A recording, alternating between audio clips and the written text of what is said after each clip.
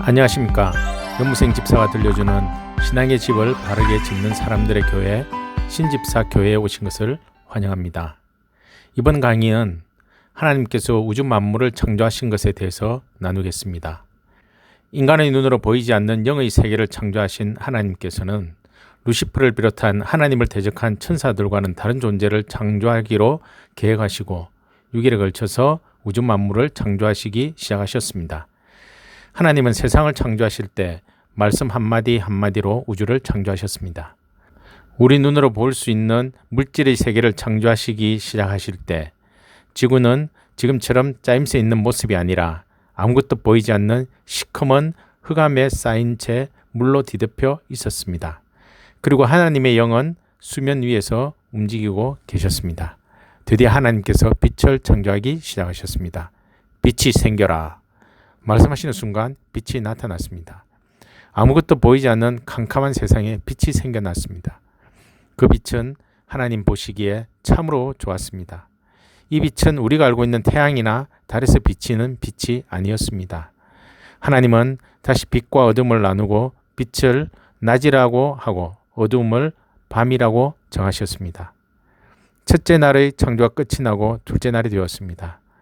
하나님은 물로 뒤덮여 있던 지구 표면의 물을 나누기로 하시고 물 가운데 넓은 공간이 생겨 물과 물이 나누어라 라고 명령하셨습니다. 하나님께서 말씀하시자 그대로 공간 아래의 물과 공간 위의 물이 나뉘어졌습니다. 이 공간을 하늘이라고 부르셨습니다. 처음 하나님이 천지를 창조하실 때 하늘 아래와 하늘 위의 물이 있었습니다. 하늘 아래의 물은 지금처럼 지구 표면에 있는 물이었고 하늘 위의 물은 지구를 둘러싼 오존층과 같이 지구 둘레를 감싸는 물이었습니다. 지구 위의 물은 훗날 땅으로 쏟아져 지구 표면에 있는 물과 합쳐지게 됩니다. 둘째 날의 하늘 창조가 끝나고 셋째 날이 되었습니다. 이때까지 지구는 물로 완전히 뒤덮여 있어 땅이 보이지 않았습니다. 하나님은 물로 완전히 뒤덮여 있던 지구의 물을 낮은 곳으로 모이게 하셨습니다. 낮은 곳으로 모인 물은 바다라고 부르셨고 물이 빠진 곳이 지금 우리가 사는 땅이 되었습니다. 하나님은 땅 위의 온갖 풀과 씨 맺는 채소와 각기 씨 가진 열매 맺는 과일 나무들을 각각 종류대로 만드셨습니다. 지금 우리가 먹고 있는 과일들을 먹을 수 있게 사과나무, 배나무, 포도나무, 감나무 등을 만드신 것입니다. 그리고 이 수천 수만 종류의 나무들은 각각 나무에 따라 씨를 가지게 했습니다. 씨가 땅에 떨어지고 떨어진 씨가 다시 자라면 똑같은 모양의 나무가 되게 하셨습니다. 하나님이 나무를 다시 창조할 필요 없이 씨가 맺히고 이 씨를 통해 다시 나무가 되고 나무에서 열매가 나서 사람이 먹을 수 있도록 하셨습니다. 모든 식물은 스스로 똑같은 모양의 식물을 재생산하여 대를 이어가게 하셨습니다.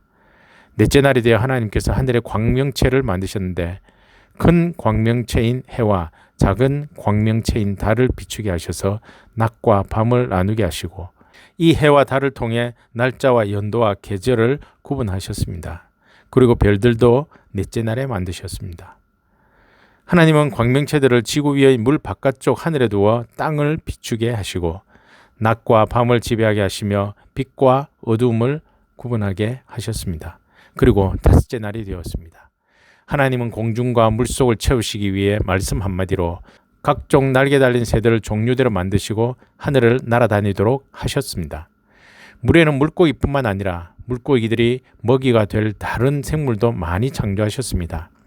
하나님은 이 모든 생물들에게 복을 주시면서 바다의 생물들은 번성하여 바다를 채우고 공중의 새들은 번성하여 공중을 채우라고 말씀하셨습니다. 그리하여 바다에는 셀 수 없을 만큼 많은 종류의 물고기들이 그리고 공중에는 셀 수 없이 많은 새가 살 수 있게 되었습니다. 다섯째 날에 창조된 생물도 스스로 번성하여 새끼를 계속 낳아 대를 이어가게 하셨습니다. 드디어 여섯째 날이 되었습니다. 하나님이 이제 땅을 채우기로 하셨습니다. 땅은 온갖 생물, 곧 가축과 땅에 기어다니는 것과 들짐승을 종류대로 내어라. 하나님이 말씀하시자 그대로 되었습니다. 하나님은 들짐승과 가축과 땅에 기어다니는 모든 생물을 만드셨습니다. 하나님은 모든 우주의 별과 달과 해를 비롯한 지구의 모든 생물을 뿐만 아니라 눈에 보이지 않는 공기와 바람과 눈에 보이지 않는 중력까지도 오직 하나님의 말씀으로 모든 것이 창조되게 하셨습니다. 이제 우주는 거의 다 창조되었습니다. 하나님은 창조의 일 중에서 가장 중요한 한 가지를 남겨두셨습니다. 그것은 바로 사람을 창조하시는 일이었습니다.